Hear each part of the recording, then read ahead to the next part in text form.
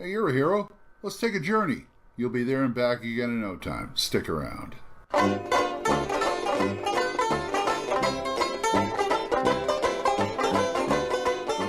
folks. Old Man Grognard back after a long absence. Just got back from 2018's North Texas RPG Con, and I got some stuff, so that means I get to do some more reviews. Oh boy. And the first one up is The Hero's Journey by James M. Spahn, Barrel Rider Games, published in 2016. That's the cover right there. It's kind of familiar, very Hobbit-esque. And it's about 200 pages. And here's what it looks like. This is what you get. It's a hardback. And it is very, very good. I like it. I have a few peccadillos, but that's okay. Nothing I can't live without. Let me put it this way.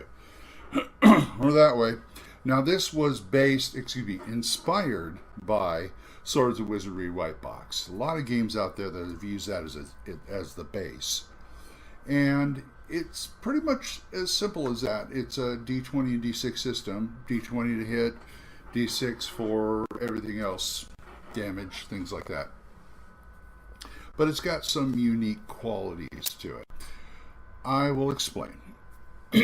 First of all, you have your 6 stats.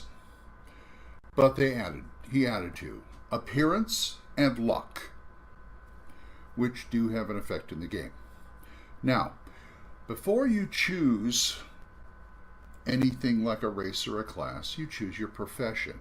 And what your profession does, if anybody remembers the old 1E secondary occupations chart in AD&D First Edition, it's like that, only more robust, more comprehensive, because what it does, it gives you a certain set of skills, not really skills, but I mean it's the kind of thing where, I'm a carpenter, so I would recognize if that was me, type of thing. I'm a gemologist, see if these were cut right and they're worth anything, that kind of thing. It's kind of a role play. GM may give you pluses or whatever, but it also gives you a few pieces of equipment and your starting money. So that's kind of different. I kind of like that, actually. And the stats are rolled by race. Let me explain. Okay, let's take a look a little at the book. This one I have is full color, but practically all the illustrations are black and white, but he adds a nice spot color in these headings here, especially for the chapter headings. This is what I talked about, the profession chart. You roll per race. So I was a little off there. You do choose your race, then you do your profession. Now, I noticed I didn't say anything about rolling stats yet. That's because, let me show you a dwarf. There's a chart on the top, and you're supposed to be rolling them on 3d6 all the way down. And it shows you how many d6, well, 3d6, how many d6 you're supposed to roll depending on the race.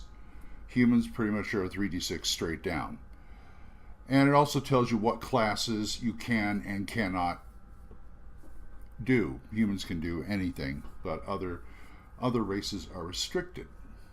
Now, the thing about this is, it rubbed me the wrong way first, because I am a very set in my ways Grognard about stats, because I'm still 4d6. I know it's the most modern, I kind of chuckle in the books, is a more modern way is to roll 4d6 and drop the lowest. Well, yeah, more modern as opposed to 1975, because I've been doing that all my life. That's the way I roll. Roll 4d6 and drop the lowest. Okay, I can hang with what he's doing here because it's interesting. Because it's a different races do these things. But unfortunately, that kind of invalidates the rest of that sentence, which I live by, is, and put the numbers where you want them. I like that. The reason being, I want to play the class I want to play. I want to be able to juggle numbers. If I don't have enough in wisdom to be a cleric, I want to take that 18 I had for strength and plug it into wisdom and become a cleric. I don't want my class restricted that way. That's my beef. That's my beef, the way I like it.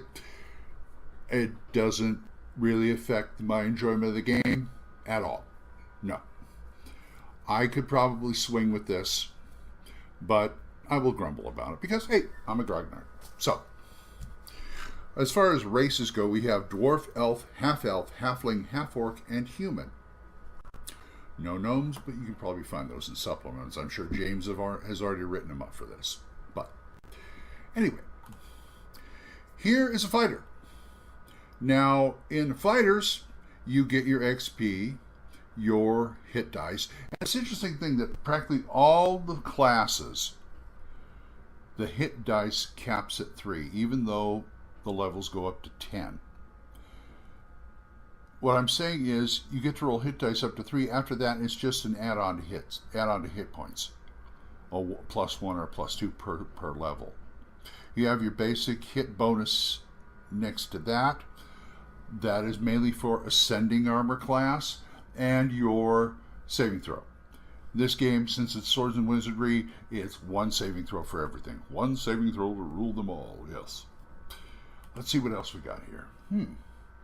This is an interesting chart because it is, and I wish I had my glasses on. It's the weapons, melee weapons. Now, you notice everything's a D6. That's because it's either a D6 with pluses or a D6.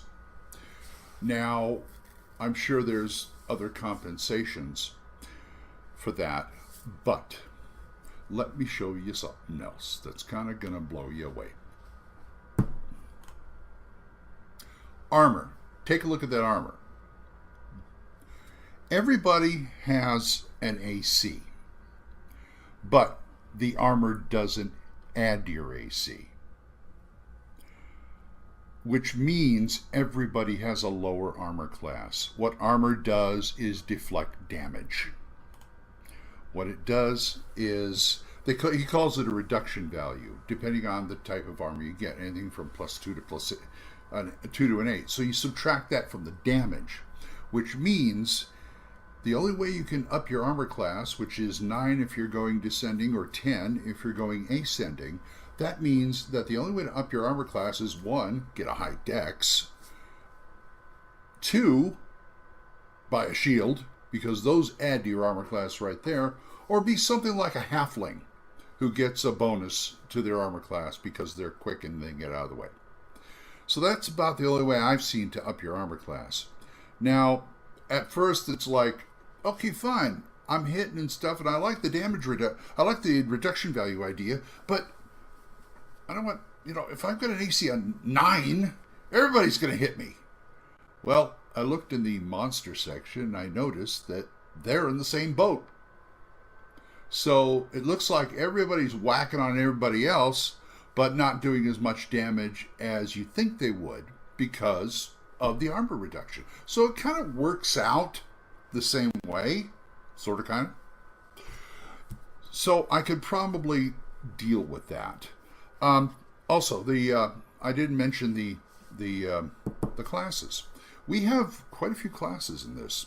We have Acrobat, Barbarian, Bard, Cavalier, Cleric, Druid, Duelist, Fighter, Jester, Monk, Paladin, Ranger, Thief, and Wizard. That's a mouthful right there. And they do their usual stuff. They've got some bonuses. They've got some special abilities in each class, which I like. That's the way I like to do it, instead of inundating you with feats and skills. Okay, let's take a look at some monsters. This is spells. These are spells. This is spells. They're written pretty simply. You got a cut down spell list, a la White Box, which also means no, you don't have Magic Missile. I am sorry to see that go, but well, what are you going to do? I mean, it's White Box. It's like OD&D. Here's the monsters. There's their stats, and if you'll notice, they do have a lower armor class, which means everybody gets hit all the time. And that also means that you don't get as hurt as much all the time. Now, that seems a little bit more realistic, although I often think, what's realism doing in a fantasy game? But some people like that, and I could probably do that. Oh, and I want to show you one more thing. This doesn't come with the book, but you can get it for free. This is the character sheet. Go to DriveThruRPG or RPG Now, where they sell it in PDF, and you can get the character sheet for free. Aren't those gorgeous? Look at those things. Absolutely beautiful. Here's the front, and here's the back. And you got everything you need on there. Now, I think James and his people have done a fantastic job with this. I wouldn't mind playing this. My problem being that I have too many games to play in my lifetime. I don't think I have too many games that I actually have to play in my lifetime. But I could always, if I really want to do this, I could make time to run at least once, or at least play at least once. So I think this is on the list. I would like to try Hero's Journey. This would be fun. And it's for people who, and it's very Tolkien. I know James Spahn is a friend of mine, and a bigger Tolkien geek you're never going to find. So I think basically, especially with the cover like this, he's kind of pushing it a little more into Tolkien area, even though you have the standard D&D like monsters and things like that. He's also got treasure in there and magical stuff, and this is a complete game right here. This is a complete game, and it even tells you how to do tougher monsters. It's illustrated by the likes of Larry Elmore and other artists like this. Let's see what we got. The cover art is Michael Harriman, imitating the original Hobbit cover, and we got Thomas Benya, I'm pronouncing these right, Luigi Castellini, Larry Elmore, Jeff Friels, Rick Hershey of Empty Room Studios, William McAuslin, good artist, and Matt Moore. Well, Larry Elmore ain't no slouch either, let me tell you. Art Braun, Michael Hansen and Michael Harriman edited it, and Michael Harriman did the layout and title design. Okay, where to get this? First of all, I already told you, RPG Now or DriveThruRPG, you'll find it there for about $5, $4.99 for the PDF. Now, you say you want a print copy. Now, all the print copies are all hardback. He hasn't put any paperbacks out. So you go over to Lulu. You order the print. Now he has a full color and a black and white. When I say full color, I showed you this is full color right here. You're still going to get the black and white art, but you're going to get the real nice shading and the spot color and things like that. So you go over to Lulu. If you want it all in black and white, including all that stuff, it is $29.99. If you want the full color, like I have here, it's $39.99. So why don't you go out and get this and try it? I'd really like to hear about how you guys like this. Leave me a like down there. And if you have any questions or comments or anything like that, oldmangrognard@gmail.com. You know the drill.